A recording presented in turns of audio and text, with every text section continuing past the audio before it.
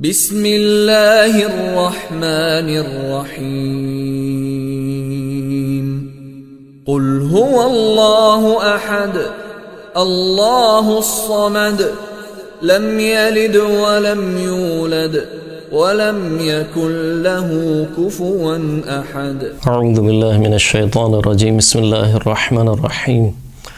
الحمد للہ الاول بلا اول کان قبلہ والآخر بلا آخر یکون بعدہ الذی قصرت عن رؤیتہ ابصار الناظرین وعجزت عن نعتہ اوہام الواصفین، ثم الصلاة والسلام علی اشرف الانبیاء والمرسلین وخاتم النبیین سیدنا ونبینا مولانا بالقاسم محمد، اللہم صل علی محمد وآل محمد وعلی آلہ الطیبین الطاہرین المعصومین واللعنة الدائمة على أعدائهم أجمعين، أما بعد فقد قال الله سبحانه وتعالى في كتابه المجيد والفرقان الحميد وهو أصدق الصادقين وقوله الأحسن، بسم الله الرحمن الرحيم قل هو الله أحد الله الصمد لم يلد ولم يولد ولم يكن له كفوا أحد۔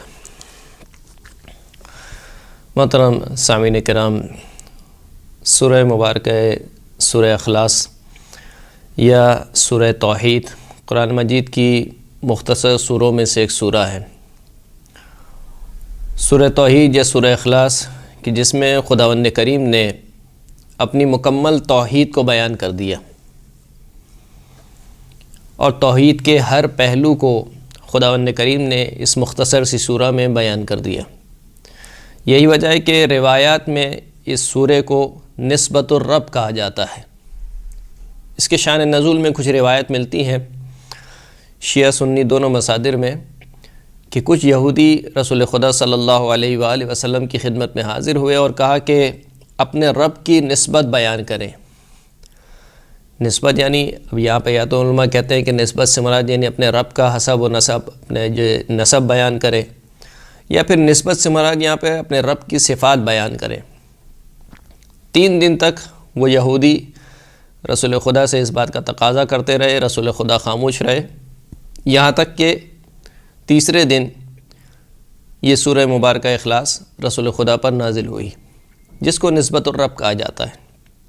ایک اور روایت کے مطابق جب اللہ کے رسول معراج میں 7ویں آسمان پر پہنچے تو اللہ کے رسول پر وحی نازل ہوئی کہ اقرأ نسبت الرب تبارک و تعالی، اے حبیب اپنے رب کی نسبت کو پڑھیے۔ تو رب کی نسبت کیا ہے؟ یہی سورہ مبارکہ سورہ توحید، قل هو اللہ احد اللہ الصمد لم یلد ولم یولد ولم یکن له کفوا احد، اس کو نسبت الرب کا نام دیا گیا۔ روایت میں بہت زیادہ تاکید ہوئی ہے اس سورہ کو پڑھنے کی، یہاں تک کہ کہا گیا کہ فقہی اعتبار سے بھی کہ اگر کوئی شخص اپنی پنجگانہ نماز میں سے کسی بھی ایک نماز میں سورہ قل اللہ احد نہ پڑھے یا 2 رکعتوں میں سے کسی بھی ایک رکعت میں سورہ قل اللہ احد نہ پڑھے تو یہ کام مکروہ ہے۔ یہاں تک کہ روایت ملتی ہے امام جعفر صادق علیہ السلام فرماتے ہیں کہ من مضت لہ جمعۃ، کہ جس کے اوپر ایک ہفتہ گزر جائے، ولم یقرأ قل هو اللہ احد، لیکن اس ہفتے میں وہ قل هو اللہ احد نہ پڑھے، ثم مات ابی لہب، اور پھر اس کے بعد اگر وہ مر جائے تو گویا وہ ابو لہب کی موت مرا ہے۔ اس قدر تاکید ہوئی ہے، یہاں تک کہ سرکار فرماتے ہیں کہ قل هو اللہ احد تعدل ثلث القرآن، سورہ مبارکہ توحید 1/3 قرآن کے برابر ہے۔ اور جب سونے کے آداب میں جو روایت بیان کی گئی، کہا کہ کوئی نہ سوئے مگر یہ کہ 1/3 قرآن کو ختم کرے، تو صحابی نے سوال کیا، یہاں تک کہ ایک روایت ملتی ہے کہ بی بی فاطمہ الزہرا سلام اللہ علیہا نے سوال کیا اپنے بابا سے کہ بابا کیسے ممکن ہے کہ کوئی شخص سونے سے پہلے اتنا 1/3 قرآن پڑھے؟ تو فرمایا کہ سونے سے پہلے قل هو اللہ احد پڑھو، گویا تم نے 1/3 قرآن کو ختم کر لیا۔ 1/3 قرآن اس کو کیوں کہا گیا؟ کیونکہ قرآن مجید میں جو عقائد کے حوالے سے گفتگو ہوئی ہے وہ 3 محور پر مشتمل ہے۔ ایک عقیدہ توحید ہے، ایک عقیدہ نبوت ہے، اور ایک عقیدہ قیامت یا معاد ہے۔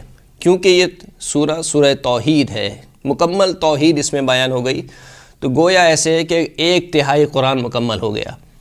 اس وجہ سے اس کو کہا گیا کہ سورہ مبارکہ توحید برابر ہے 1/3 قرآن پڑھ لینے کے۔ یہاں تک کہ روایت ملتی ہے کہ جب سعد ابن معاذ کا جنازہ پڑھا رہے تھے اللہ کے رسول، اور 70,000 ملائکہ سعد ابن معاذ کے جنازے میں حاضر ہوئے، جن میں جناب جبرائیل علیہ السلام بھی تھے۔ اللہ کے رسول نے جناب جبرائیل سے سوال کیا کہ بمستحق صلاتکم علیہ، یہ سعد کو کس چیز نے اس بات کا مستحق بنا دیا کہ فرشتوں نے اس کی نماز جنازہ پڑھی؟ تو جناب جبرائیل نے جواب دیا کہ بقراءۃ قل هو اللہ احد اللہ الصمد قائما وقاعدا راکبا وماشیا ذاہبا وجائعا۔ سعد ابن معاذ کی ایک عادت یہ تھی کہ وہ اٹھتے بیٹھتے، سوار ہوتے پیدل چلتے، جاتے ہوئے آتے ہوئے سورہ مبارکہ توحید کی تلاوت کرتے تھے۔ یعنی ہر حال میں سعد ابن معاذ کی ایک عادت تھی کہ وہ قل هو اللہ احد کی تلاوت کیا کرتے تھے، چاہے وہ بیٹھے ہوئے ہوں، چاہے وہ کھڑے ہوں، چاہے وہ چل رہے ہوں، چاہے وہ سوار ہوں، چاہے وہ جا رہے ہوں، چاہے وہ آ رہے ہوں۔ لہٰذا اس چیز نے مستحق بنا دیا سعد ابن معاذ کو کہ 70,000 ملائکہ نے جناب سعد ابن معاذ کے جنازے پر نماز پڑھی۔ جب رسول خدا نے مسلمانوں کو ایک جنگ کے لیے بھیجا جس کو سریہ یا غزوہ کہا جاتا ہے، اور اس جنگ میں جو امیر بنایا وہ مولا کائنات امیر المؤمنین علی ابن ابی طالب علیہ السلام کو بنایا۔ جنگ ختم ہو گئی۔ جنگ کے بعد جب لشکر دوبارہ لوٹا تو اللہ کے رسول نے سوال کیا کہ بتاؤ بھائی کیسا رہا؟ تو کہنے لگے کل خیر، سب کچھ بہت اچھا تھا، غیر انہ صلی بنا کل صلاۃ بقل هو اللہ احد۔ صرف ایک ہمیں خامی یہ نظر آئی کہ مولا کائنات نے جتنی بھی نمازیں پڑھیں ہمارے ساتھ جماعت میں، تمام جماعت میں یعنی تمام نمازوں میں مولا کائنات نے سورہ قل اللہ احد کی تلاوت کی۔ یہ اصحاب کے نزدیک تھوڑی عیب والی بات تھی کہ صحیح ہے ایک نماز میں ہو گیا، 2 نماز میں ہو گیا، لیکن ساری نمازوں میں ایک ہی سورہ پڑھ رہے ہیں۔ تو اللہ کے رسول نے مولا کائنات کو بلایا اور کہا کہ لما فعلت ھذا، اے علی کیوں یہ کام کیا؟ تو مولا کائنات نے فرمایا کہ لحبی لقل هو اللہ احد، کیونکہ میں اس سورہ سے محبت رکھتا ہوں، قل هو اللہ احد سے محبت رکھتا ہوں، لہٰذا میں نے یہ کام کیا۔